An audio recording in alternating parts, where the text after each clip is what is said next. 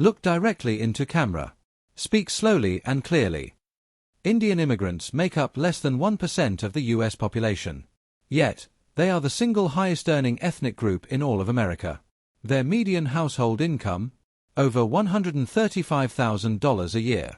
Nearly double the national average. Now here's what makes this extraordinary. Most of them didn't inherit a single dollar. Many arrived in this country with less than $10 in their pocket. Some came not knowing anyone. Some didn't speak fluent English. So the question that nobody is asking, the question that I couldn't stop thinking about, is this. How? How do they do it? What are they doing differently? Today, I'm going to show you 10 specific habits that quietly build millionaire-level wealth, habits that most people in America have never even heard of. And by the end of this video, you'll have a playbook you can start. Before we dive in, I want to make one thing very clear. This video is not about ethnicity. It's not about culture or religion. These 10 habits have nothing to do with being Indian. They are universal wealth-building principles that just happen to be deeply embedded in Indian immigrant families. Anyone watching this, from any background, can pick up these habits and change their financial. The very first habit is something you can't teach in a classroom. It's a mindset. When an Indian immigrant lands in America, they don't see a country. They see a gold rush. They know, deeply, in their bones, that this opportunity is temporary. That they have a window. And that if they don't move fast and work hard, that window closes. That urgency creates a fire that most people born here simply don't feel. Think about it. When you grow up in a country your whole life, comfort is your default. For an immigrant, comfort is the enemy. Failure doesn't mean struggling, it means going back. That fear is fuel. The lesson for you: create artificial urgency in your own life. Act like the opportunity in front of you right now is not going to be there in 3 years. Because honestly, it might not be. Ask yourself every single morning, am I moving fast enough? Life. So let's get into it. Habit number 1. Using this. Habit number 2 is where most people in America get it completely backwards. When an Indian immigrant first arrives here and gets their first paycheck, they don't go buy a new car. They don't upgrade their apartment. They don't go out for expensive dinners. They take 60% of that paycheck and they either save it, invest it, or deploy it. And they live on the other 40%. 4 people sharing one apartment. Normal. Cooking every meal at home. Expected. Driving a 10-year-old Honda. A badge of honor. Now compare that to the average American. The moment income goes up, lifestyle goes up with it. New car. Bigger apartment. More subscriptions. More eating out. This is called lifestyle inflation. And it is the single biggest reason why people with good incomes still end up broke at 60. Indian immigrants break this cycle early. They delay the upgrade. They invest first. They live like they're still broke, even when they're not. The rule is simple: every time your income increases, increase your investment first. Lifestyle second. Weak. Whether you're Indian or not. Pause. Let it land. Education is not an expense, it's an investment. Habit 3. And this one is powerful. Indian families spend disproportionately on education. I'm not just talking about college. I'm talking about coding boot camps, certifications, graduate school, online courses, tutors. While they're cutting back on everything else, the weekend trips, the designer clothes, the fancy restaurants, they will not cut the education budget. Why? Because they understand a concept that most people miss.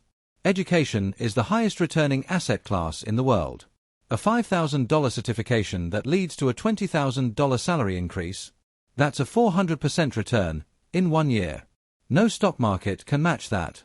Indian Americans hold the highest percentage of advanced degrees of any ethnic group in the United States. They are massively overrepresented in medicine, engineering, technology, and law. This didn't happen by accident. It happened because 3 generations of families made a decision: we will sacrifice everything else before we sacrifice education. Your action step: treat your own skills like a portfolio. Habit 4 is something most Americans have never seen, and it might be the most powerful habit on this entire list.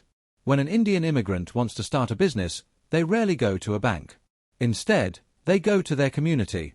There is a system, called a chit fund or committee, where a group of trusted people each contribute a fixed amount every month into a shared pool. Every month, one person in the group gets the entire pool. Then next month, Another person gets it. And so on, until everyone has had a turn. Zero interest. Zero bank fees. Zero credit check. This informal community banking system has funded thousands of businesses across America. Motels, gas stations, restaurants, tech startups. When you have a network of people who genuinely trust each other and support each other's financial goals, you have something more powerful than any bank loan. The lesson: build your financial tribe. Find 5 to 10 people with similar financial goals. Accountability, shared knowledge, and sometimes shared capital. This combination is worth more than any investment strategy.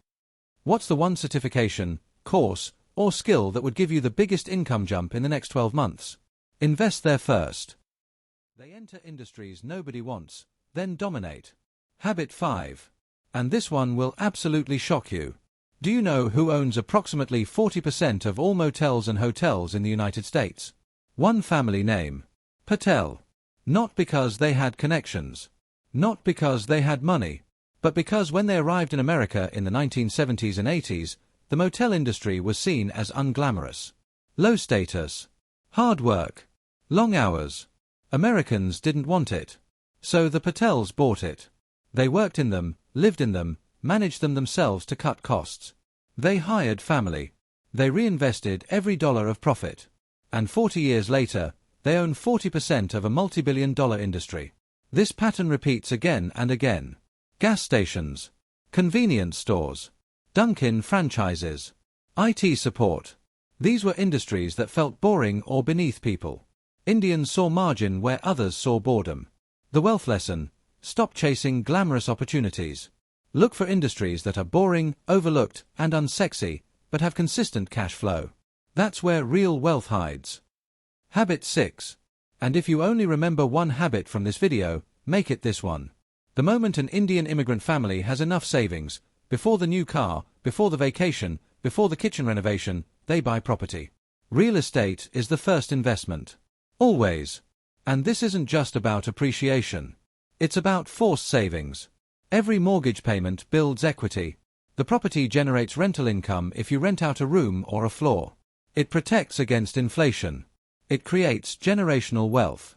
In cities like Edison, New Jersey, or Fremont, California, you will find Indian immigrant families who bought modest homes in the 1980s for $80,000. Those same homes are worth $800,000 today. They didn't time the market. They didn't have special knowledge. They just bought early and they held. Your move, if you don't own property yet, make it your number one financial goal. Before the next vacation. Before the car upgrade. Buy the asset first. Habit 7 is something that creates enormous wealth velocity, and it's completely overlooked. In the vast majority of Indian immigrant households, both partners work. Full stop. No exceptions early in the marriage. This is not just about having two incomes. It's about having two incomes with one shared financial mission. Both people are saving. Both people are investing. Expenses are shared. There's no lifestyle competition between spouses. Think about the math. If both partners earn $60,000 a year, that's $120,000 household income. If they live on $60,000 and invest $60,000, in 10 years, with compound growth, that investment account could be worth over $900,000. One income household. That same goal takes 20 years. Two incomes, aligned financial values, shared sacrifice. This is wealth velocity. If you're in a relationship, sit down with your partner this week and have one honest conversation about money. Get on the same page. That conversation is worth more than any investment tip I can give you. Habit 8. This one separates people who stay comfortable from people who actually break through. Most people network across, meaning they connect with people at the same level as them. Same income. Same job title. Same neighborhood. Indian immigrants network up. They seek out mentors aggressively.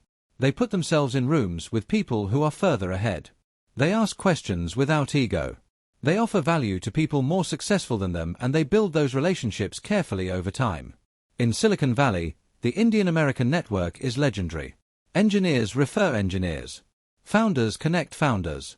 VCs back people they know from their community. But here's the thing, this isn't exclusive to Indians. Anyone can build a network like this. It just requires one decision: Stop spending all your time with people exactly like you, and intentionally build relationships with people who are 10 steps ahead. One mentor connection has launched more careers and businesses than any resume ever written. Find your mentor this month. Reach out to one person you admire. Offer something of value. Start that relationship. Habit 9. And in a world of crypto millionaires and overnight success stories, this habit might be the most countercultural thing I say today. Indian immigrants are patient. They drive the same car for 12 years. They wear a simple watch. They live in a modest house, even when they can afford more. They don't flex. They don't rush. They play a game measured in decades, not months. And compound interest loves patience. Here's a number that will change how you think about money. If someone invests just $500 a month starting at age 25, with an 8% average annual return, by age 65 they will have over $1.7 million. That same person starting at 35? $730,000. Less than half. The only difference is 10 years of patience. The wealth isn't in the investment strategy. The wealth is in the wait. Your challenge: pick one financial goal and commit to a 10-year timeline. Not 10 months. 10 years. Tell someone about it so you're accountable. Children are taught wealth, not just warned about poverty. And habit 10. This is the one that closes the loop, and honestly, it's the one that moved me the most when I really thought about it. In most households in America, money is either a source of stress or a taboo topic. Parents don't talk about it. Kids don't learn about it. And then at 22, those kids are thrown into the real world with zero financial education. In Indian immigrant households, money is a dinner table conversation. From a young age, kids sit with their parents and hear about investments, about taxes, about how the business works, about what a mortgage is and why they bought this house and not that one. By the time these kids are teenagers, they already have a financial education that most adults in America never get. This is how wealth becomes generational. It's not money that gets passed down first. It's knowledge. If you have children, or younger siblings, or anyone you care about, start having money conversations with them. Normalize it. Explain what you invest in and why. Take them through a budget. Show them how compound interest works. The greatest financial gift you can give someone is not money. It's the knowledge to build their own. Slow down. Look into camera. Speak with conviction. So there you have it. 10 habits. Urgency. Ruthless saving. Investment in education. Community capital. Finding overlooked opportunities. Real estate first. 2-income alignment. Networking up. Patience. And teaching the next generation. None of these require you to be Indian. None of these require a special background or a lot of money to start. They require a decision. A decision to think differently about money than the people around you. Now here's what I want you to do right now. In the comments below, tell me which one of these 10 habits you are committing to starting this week. Just one. Pick one and commit. I read every comment. And I'll personally reply to as many as I can. If this video opened your eyes, share it with one person who needs to hear this. One person. That's all I'm asking. And if you're not subscribed yet, hit that button. Because I'm putting out videos like this every single week. I'll see you in the next one. Smile. Hold eye contact for 2 seconds. Cut.